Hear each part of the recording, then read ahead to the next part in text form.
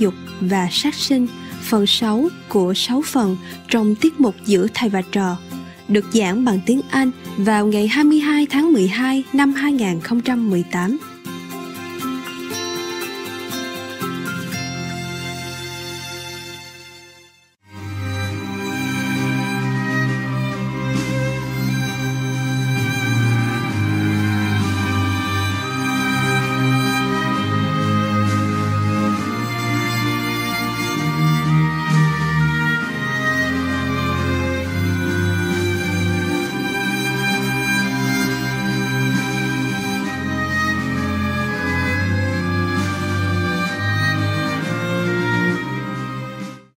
Ananda, the Buddha continues to talk to Ananda. Ananda, I permitted the bhikkhus, the monks, earlier days, to eat 5 kinds of pure meat. This meat is actually a transformation brought into being by my spiritual power. The Buddha manifested it, used his power to make the meat for these bhikkhus, because they probably live in an area where the vegetable don't grow, or they are not used to it, or maybe they're sick or something, or nobody give them the vegetarian food, something like that. So the Buddha manifested some so-called meat to give to these bhikkhu, the monks, yeah? So it basically has no life force, fake meat, yeah? And nowadays they're also trying to make that.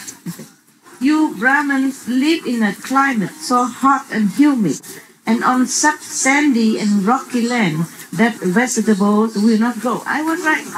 The vegetable cannot grow there. So the Buddha manifested for his disciples, monks, to eat.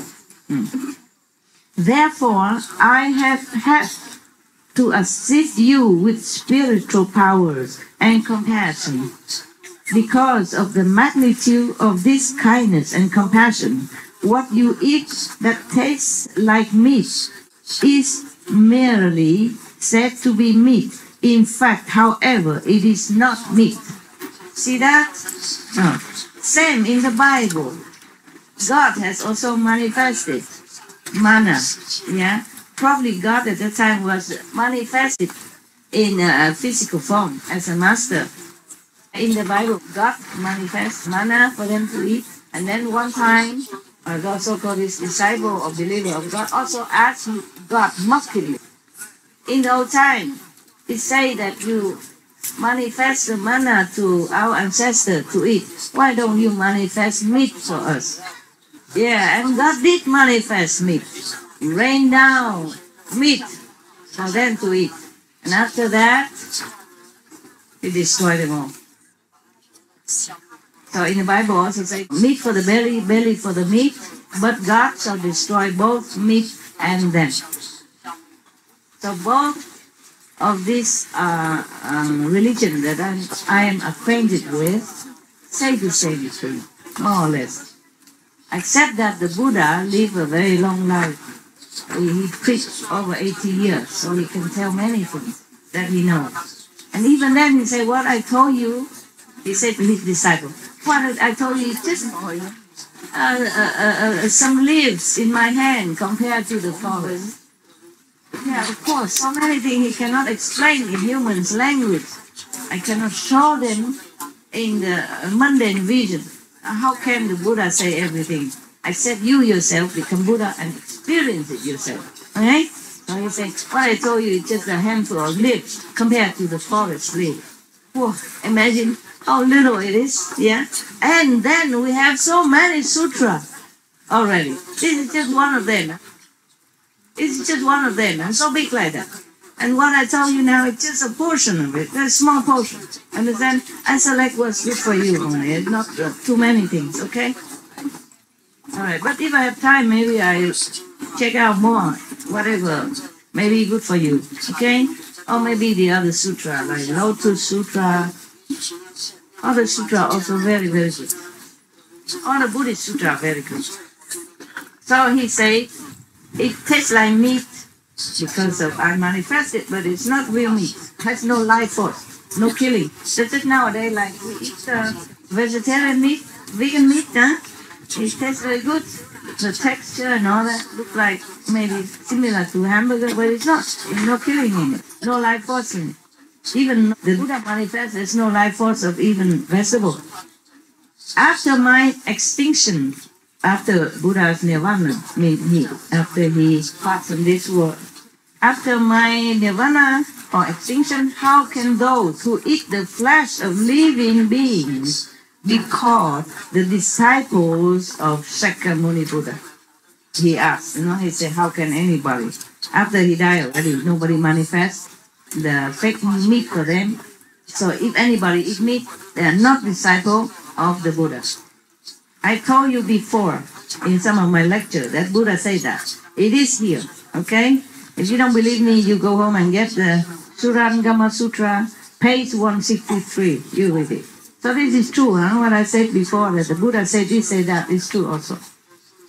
You should know, the Buddha continued, you should know that these people who eat meat may still gain some awareness and may seem to be in samadhi even. But they are all great rasasas, those lower groups. Not even, diva in the heaven, not even diva in lower kingdom, not even asura. It's a rakshasa, low ghost. It's a magical power, maybe. When their retribution ends, they are bound to sink into the bitter sea of birth and death again. They are not disciples of the Buddha. Such people as these kill and eat one another in a never-ending cycle. How can such people transcend the triple realms? The triple realm is the asura, and the second world, and the third world even. After you transcend the three worlds, then you can be forever liberated. The four levels, okay? Or you can say that they cannot transcend the three existence, like the hungry ghost and the hell and the vicious animals birth. Not all animal births are from the karma, okay? But some are. Whew. Okay, I am almost there. So many. Oh my God. I thought I can end, but there we are. And that's not included my calendar talk. I don't know if you can sleep tonight. If we don't cut it off now. All right. Okay, tell me when you had it, then we all go sleep, okay? Then we can talk again tomorrow. We have 7 days, right?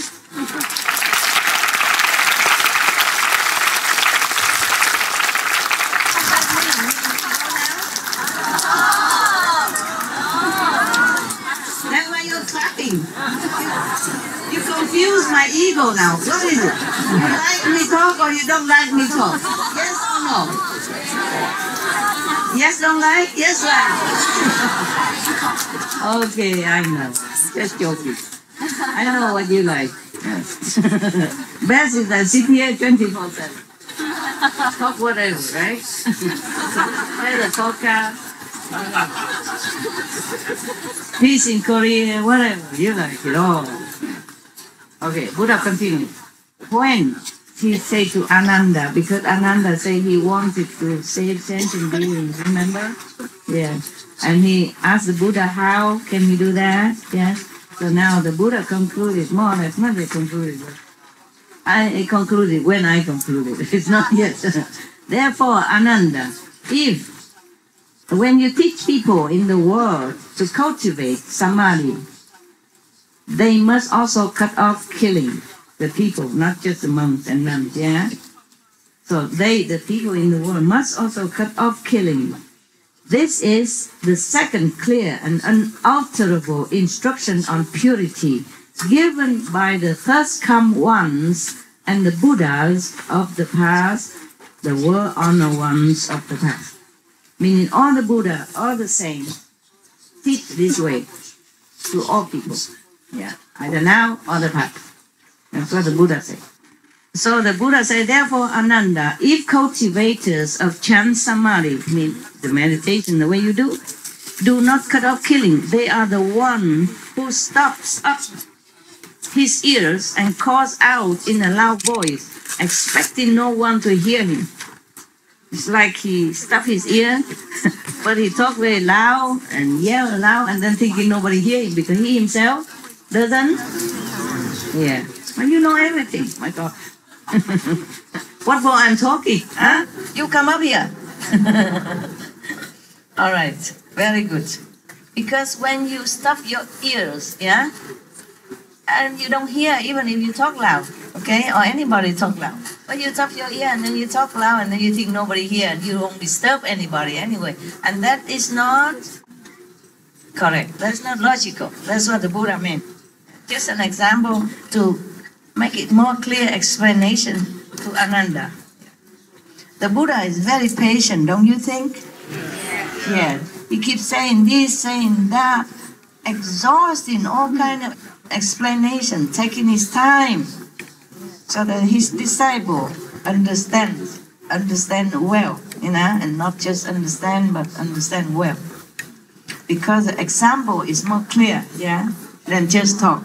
Because he stuffed his ear and expected no one to hear him. It is to wish to hide what is completely evident. Say it is very illogical that you eat meat and you will become Buddha. How can you kill someone and live? I mean, eternally. That's what Buddha means. It's not reasonable, not logical. So, bodhisattvas and bhikkhus, mean monks, who practice purity will not even step on grass in a pathway. Even less will they pull it up with their hand. How can one with great compassion pick up the flesh and blood of living, moving beings and proceed to eat it to his fill? The monks in Hinayana Buddhist country, such as, you know, some of the Asian countries, they are in a Hinayana way of Buddhist life, or Buddhist monk. You wouldn't think that they eat a lot of meat, but it's not like that. Except the monks and who has many followers, and maybe they bring meat to the temple and offer it to the monks. Otherwise, they go out every day, once a day in the morning, just to go for alms, and the people give them whatever they eat. Okay? I saw that it's not much meat on. I don't see meat at all. I just see some rice and vegetables. And to be a monk like that, eat once a day and go out beg for food and eat whatever people give is not a very comfortable life, physically speaking. Okay? So it's a very hard practice, very high discipline. I saw them using their hand. Like the people who offer food, they don't just use spoon, you know. Outside, when these monks from other Asian countries come out to beg for food, people just use their hand and take some a pinch of rice and put it in the bowl, because they go in a whole line of monks, yeah.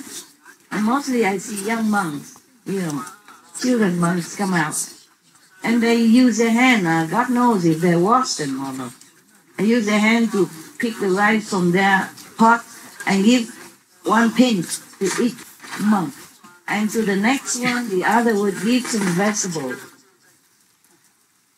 And I don't know how much they get in a bowl from that. But it's not seem to be a lot.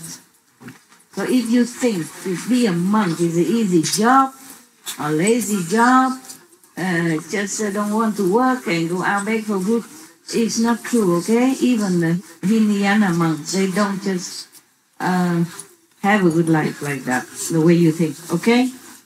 Come out and beg for food, and people just use a hand to the chicken and give it to you like that. Some use spoon, but not all. I saw it requires strength, discipline, and strong faith. May the Buddha's blessing as well. Because these Asian countries, they follow strictly the Buddha's way. And when Buddha was alive, they go out for alms, okay? They don't do business, they don't cook for themselves, they don't demand things. They go out for food. People give them what they give, and they eat what they eat together. And they don't wear shoes also. They just have 2 pair of monk robe maybe, and maybe a blanket, but nothing more. Can you live like that? No, honestly not.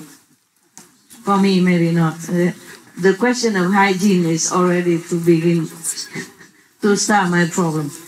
But maybe if I have to, maybe I can. Well, I'm not sure about that. I have to be honest with you. Sometimes I go out to buy something to eat. Like I say, I want this bread, I want this bread. And if the vendor use her hand, to pick out the bread, I say, no, I don't want that one. I want this one. I do it myself. And sometimes if she use the same knife that she cut the meat, and she cut my other thing, I said, no, oh, so sorry, no, I changed my mind. I go buy something else. Yeah. So I don't know if I go out, I can beg, and people just put anything in my bowl like that, and I don't know if I can eat without vomiting. All right, so you know my weakness now. You caught me. Yeah, that's a problem when you talk a lot. You will talk about yourself also without you, before you even know it. And all your weakness come out, yeah? All right, have a laugh at my expense. I don't care. Now, this is a part where I told you that Buddha was a vegan, okay?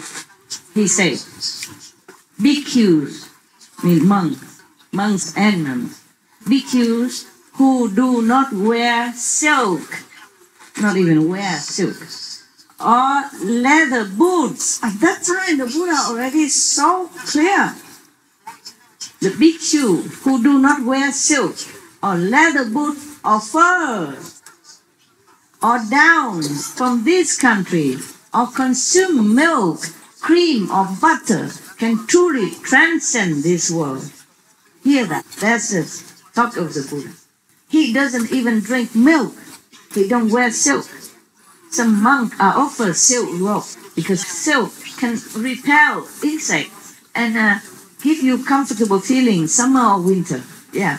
But it's made by that silkworm. Understand? They put the silkworm in the boiling water, alive, and get the cocoon. After that, well, if you know all these kind of things, you don't want to wear anything. Do wear something. What I mean is those luxury stuff, fur and all that. You see, they cup the seal to death, the baby seal to death, bleeding, and then get their fur. What for? You can wear anything else and keep warm, huh? And pretty. All right, now, you see that? So the Buddha say, if the monks who don't wear silk, who don't wear leather boots even the leather boots are not, much of the cruelty. Yeah, it is. But they already kill the cows or the animals to eat flesh. And the leftover they use, like a leftover, the discarded part, like the skin they don't eat, yeah? They use it to make boots. But even then, the Buddha said, don't wear it. Not to talk about killing and eat it, yeah? Eat the animal alive or dead.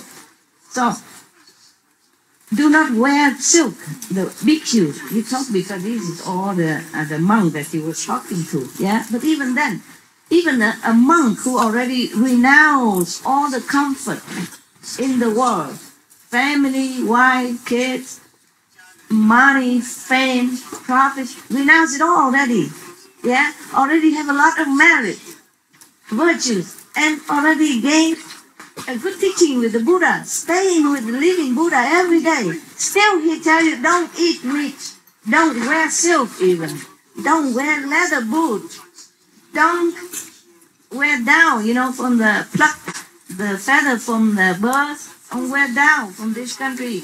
Don't consume milk, don't consume cream they made from milk, and butter. Then you can truly transcend this world. You see, You see what I'm saying? Yeah. Not just I say, the Buddha said it. Here, I mark it with the star. Yeah.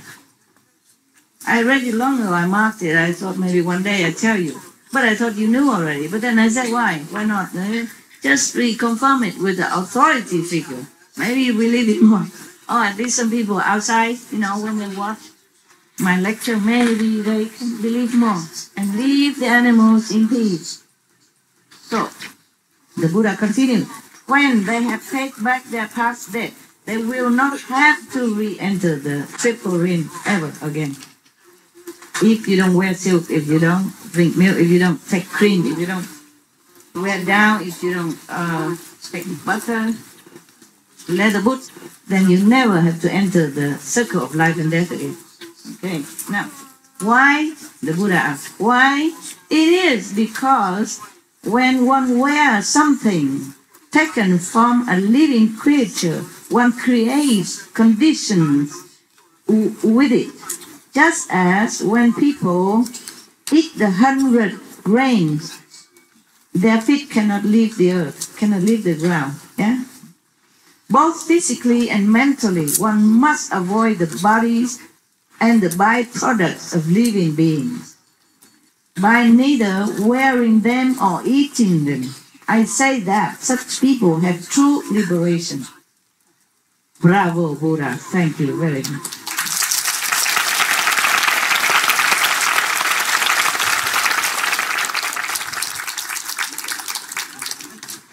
One minute to midnight. The Buddha said, what I have said here is the Buddha's teaching.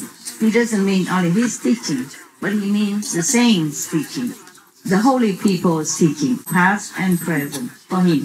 So when he said Buddha's teaching, he means general here, a third party. He doesn't mean himself. Yeah. So what I have said here is the Buddha's teaching. Any explanation counter to it is the teaching of papaya, mean the heretic, the non-believer, the evil. Okay, there are some more. Okay, we continue next time. Yeah. Okay. So that you can go rest. Okay.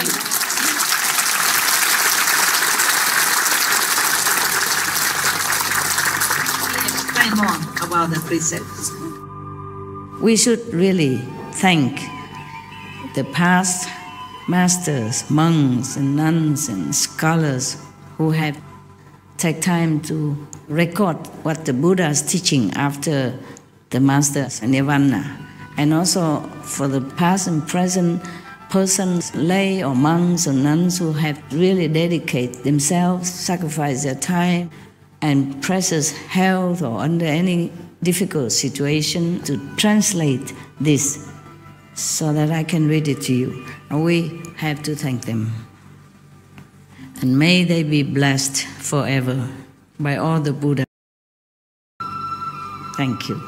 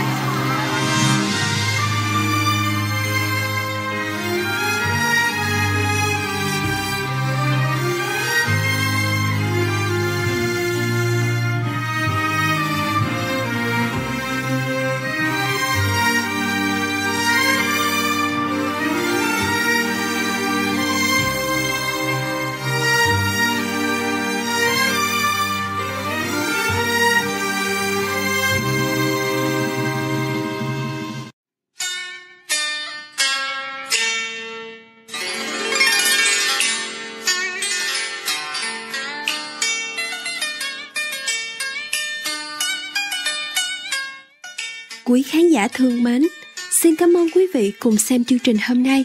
Tựa đề Kinh Lăng Nghiêm, 4 lời minh huấn về tánh thanh tịnh, đoạn tâm tham dục và sát sinh, phần 6 của 6 phần trong tiết mục Giữa Thầy và Trò. Tiếp theo là tâm xả bỏ, trích sách triết lý của các vị minh sư Gurmat Sitten của Sant Kirpal Singh Ji Maharaj, phần 2 của 2 phần trong tiết mục Lời Thánh Khải, ngay sau tin đáng chú ý. Xin vui lòng giữ đài truyền hình Vua Thượng Sư để xem thêm nhiều chương trình khẳng định. Nguyện cầu thánh ái tiếp tục đơm hoa kết trái trong trái tim thiện lành của quý vị. Cherished viewers, we appreciated your company for today's episode entitled The Surangama Sutra, The Four Clear and Unalterable Instructions on Purity, Refrain from Lust and Killing, Part 6 of 6 on Between Master and Disciples. Coming up next is Detachment from Philosophy of the Masters, Gurmat Sitten, by Sant Kirpal Singh Ji Maharaj, Part 2 of 2 on Words of Wisdom, right after noteworthy news. Please stay tuned to Supreme Master Television for more positive programming. May divine love continue to blossom in your beautiful hearts. Our programs offer many languages. Please visit suprememastertv.com/schedule and suprememastertv.com/BMD.